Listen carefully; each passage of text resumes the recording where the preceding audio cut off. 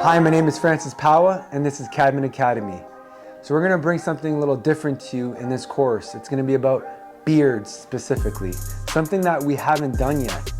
We have award-winning barbers that are on this platform that's gonna show you and teach you how to do a beard. Line up, shape up, all the great things with beards. So I can't wait to show you guys what we have in store for you.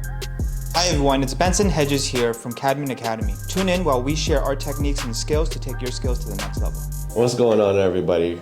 Rocky here, owner of CADMEN Toronto, and I'll be one of your educators for this beard course. And I'm so excited to present to you guys with something that is filled with so much information and so many things that you guys can learn, and so many secret techniques, tricks, and tips that have lasted throughout all these years that we have learned in order to show you guys that are brand new to barbering. And I wish I was in your position now to this day, because we never had any of this. So the reason why beards are so important in today's modern society is now, in today's case, everyone that works either a blue collar, white collar job, is a businessman, or works a regular job in today's society. Beards are now being socially acceptable.